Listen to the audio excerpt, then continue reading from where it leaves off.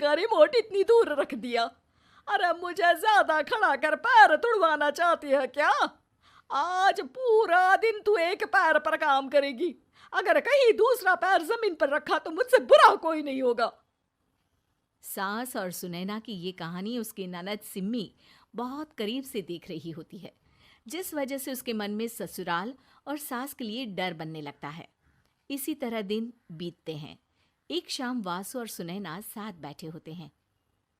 क्या बात है, तुम दिन पर दिन कमजोर कैसे होती जा रही हो? नहीं तो आपको ऐसे ही लग रहा होगा, मैं बिल्कुल ठीक हूँ। हो सकता है, पर चलो ध्यान रखना, मुझे कुछ काम है। ऐसा बोल जैसे ही वासु जाता है तभी सिम्मी वहां आ जाती है। भाभी, आप भाई को माँ के बारे में बता क्यों नहीं देती? वो आपके साथ बहुत गलत करती है। क्या सारे ससुराल वाले ऐसे ही होते हैं? भाभी, मुझे तो शादी ही नहीं करनी, बहुत डर लगता है मुझे। अरे तुम बेकार ही टेंशन ले रही हो, ऐसा कुछ नहीं है। मुझे पता है तुम्हारा ससुराल बहुत अच्छा है, इसलिए खुशी खुशी ससुराल की तैयारी करो। सिम्मी तो वहां से चली जाती है, लेकिन सुनैना उसकी बातों से सोच में पड़ जाती है। कुछ दिनों बाद सुनैना के मम्मी पापा और भाई उनके घर आते हैं, जिन्हें देख सास हैरान रह जाती है। आप लोग सुनैना से मिलने आए हैं? अरे बहू, देख तो तेरे मम्मी पापा आए हैं। जी नहीं, आज हम यहाँ लड़की नहीं लड़के वाले बनकर आए हैं। हाँ माँ, मैंने ही सिम्मी और शरद के रिश्ते की बात मम्मी पापा से की थी। शरद हमारी सिम्मी के लिए परफेक्ट है। बेटे की बात मानते हुए उसकी माँ रिश्ते के लिए मान जाती है, पर अब सिम्मी के मन में ससुराल का डर और ज्यादा बढ़ जाता है। जैसे यहाँ माँ भाभी पर जुल्म करती है, ये भी पक्का अपनी बेटी का बदला लेने के लिए ही मुझसे शादी कर रहे हैं।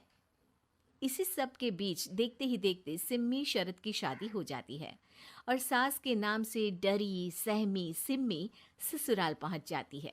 जहां पहुंचते ही वो डरते हुए बोलती है, मम्मी जी, मैं अभी पूरे घर का काम कर दूंगी और जॉब भी छोड़ दूंगी।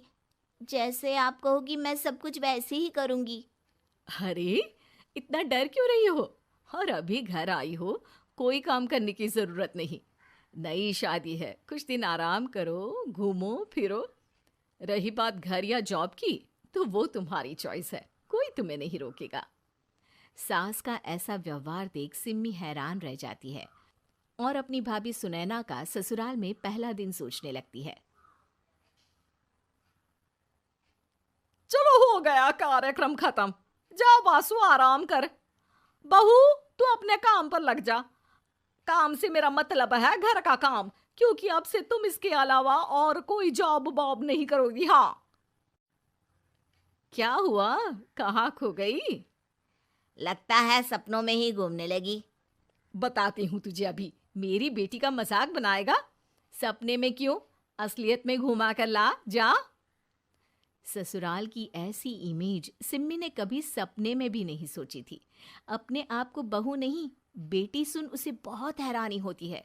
लेकिन जैसे जैसे समय बीतता है तो अब सिम्मी को किसी भी जगह से ज्यादा ससुराल अच्छा लगने लगता है। एक दिन सिम्मी सबसे मिलने मायके आती है तो अपनी माँ को भाभी पर चिल्लाते हुए देखती है।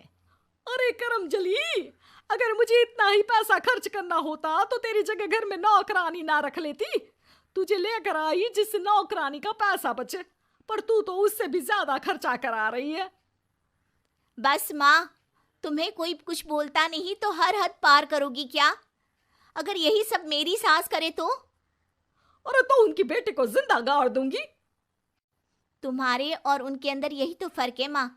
तुम उनकी बेटी के साथ क्या क्या करती हो, सब कुछ पता होने पर भी वो तुम्हारी बेटी को पलकों पर बिठा कर रखते हैं। एक आप है, उनकी बेटी को अपनी बेटी जैसा तो क्या बहू तक नहीं समझती। माँ, आपको सुनकर मिर्ची जरूर लगेगी, लेकिन मेरी सास मेरी माँ से अच्छी माँ और सास दोनों हैं।